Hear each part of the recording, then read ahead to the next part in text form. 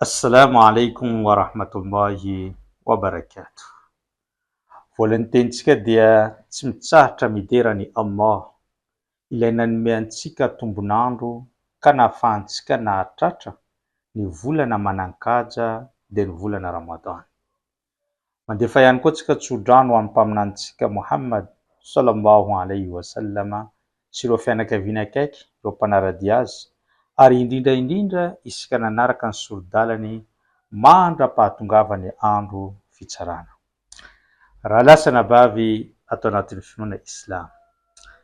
Alhamdulillah, alhamdulillah, alhamdulillah. Tafiditra tanteraka ao anatin'ny volana Ramadany itsika. Ary atsika rehetra izay mahita an'ity video ity dia saiko no milaza fa anisan'ireo olona sambatra izay mbola nisafidiany Allah subhanahu wa ta'ala ka nahatratra an'izany volana Ramadany izany. Anisan'ny fahasoavana izay mendrika hideranao ny Allah, mendrika ny hisoranao any Allah, mendrika ny ankasitranao any Allah subhanahu wa ta'ala. Satria mba tadidio kely hoe firy ireo namantsika, firy ireo ray aman-drenitsika, firy ireo olona izay teo akaiky antsika nandritra an'izay taona lasa izay, naniry fatratra izy ireo mba hahatratra ny volana Ramadany. Naniry fatratra izy ireo mba hiaraka hifentsika amin'ity volana Ramadany. Naniry fatratra izy ireo mba hiara-paly, mba hiaraka hanao iftary, hiaraka hanao suhory, hiaraka hanao soala, hiaraka hanao jumoa, miaraka amintsika mandritra an'izany volana Ramadany izany. Saingy Allah subhanahu wa ta'ala tsy nanaiky an'izany fa ndosy ny fahafatesana izy ireo mialoha kely n'izany volana Ramadany izany. Fa zao sy anao androany dia mbola nisafidiany Allah, mbola noekeny Allah ahatratra an'izany volana Ramadany izany. Ka tsara tsika mahay mankasitraka ny Allah no sady ihany koa midera azy amin'ny fahasoavana tsy tambo isaina, indrindra ny nanaovana anao ho isan'ireo olona velona amin'ity volana Ramadan 2025 ity. Tsy vitany hoe velona ihany, mbola nomeny fahasalamana ihany koa. Satria mbola maro ihany koa ireo olona nisafidiany ho velona, saingy marary mandamaka eo am-pandriana, na misy tambana tsy afaka manatanteraka sy misitraka an'izany fifehezana miaraka amintsika ankehitriny. Tadidio fa ny fahalavan'androm-piainana na dia taona anankiray fotsiny, efa tsara sy mendrika zany eo anatrehan'ny Tompo Allah subhanahu wa ta'ala. Tantara Abu Huraira radiyallahu anhu. Indray andro mpaminany sallallahu alaihi wasallama nanontany an'ireo sahabanazy manao hoe: ala unabbi'ukum bi khairikum. Moa ve tsy ho lazaiko aminareo hoe iza ny olona mendrika sy tsara indrindra aminareo? Dia namaly ireny sahaba anao hoe qalu na'am ya Rasulallah, eny ry iraky ny Allah, lazao aminay iza ny olona mendrika indrindra amin'ity fiainana ambony tany ity. Dia namaly mpaminany sallallahu alaihi wasallam manao hoe khiyarukum atwalukum umran wa ahsanukum a'malan. Ny olona mendrika indrindra aminareo dia izay lava androm-piainana indrindra eo aminareo, ary mbola nomeny Allah chance na vita nanatanteraka ireo asa soa sy fanompoana maro isan-karazany nandritra an'izany fahalavany androm-piainana izany. Tadidio ihany koa ripiny Islam fa ny fahatraranao ny volana Ramadan 2025 sy ny tsy fahatraranao azy na misy olona tsy mahatratra an'izany dia efa misy différence lehibe amin'ny fidirana amin'ny paradisa. Ianao izay mbola nahatratra ny volana Ramadan tamin'ity taona 2025 ity dia mety hialoha lalana fidiranao amin'ny paradisa amin'ny olona izay tsy nahatratra an'izany Ramadan 2025 izany. Mitantara sahaba anankiray antsoina hoe Talha ibn Ubaidillah. Mitantara izy amin'ny hadisy manao hoe nisy lehilahy anankiroa izy dia niaraka niditra Islam teo anatrehany mpaminany sallallahu alaihi wasallam, ary niarany joro vavolombelona fa hanaraka ny finoana islam.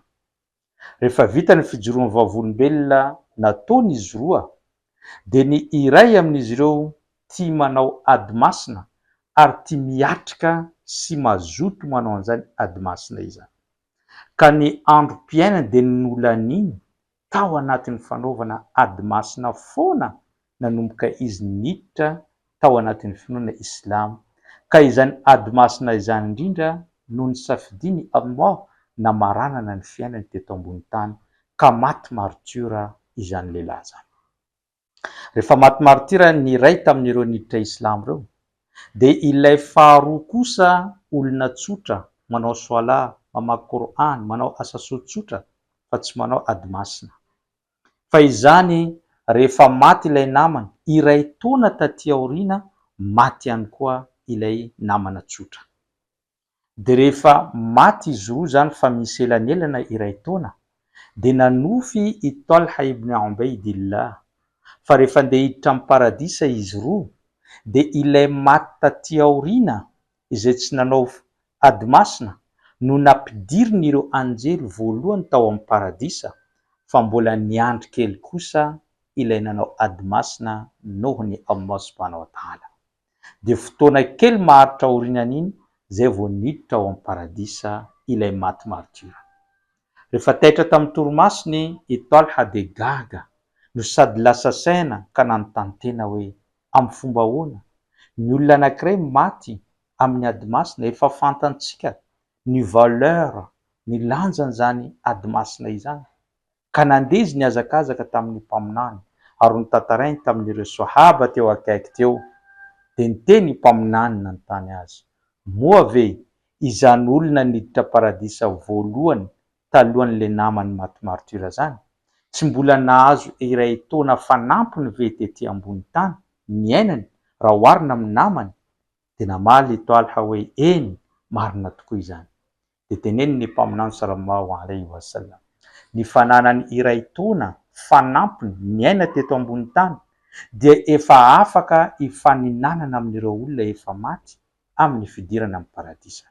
Satria teneniny mpaminany sallallahu alaihi wasallam: nandritra an'izay iray taona izay de nanao soala firy izy teo amin'ny masjidil haram, nanao soala firy izy nanifehy sunna firy izy, namoaka soadaka firy izy nandritra ny iray taona zany, ary indrindra indrindra de nahatratra ny volana Ramadan.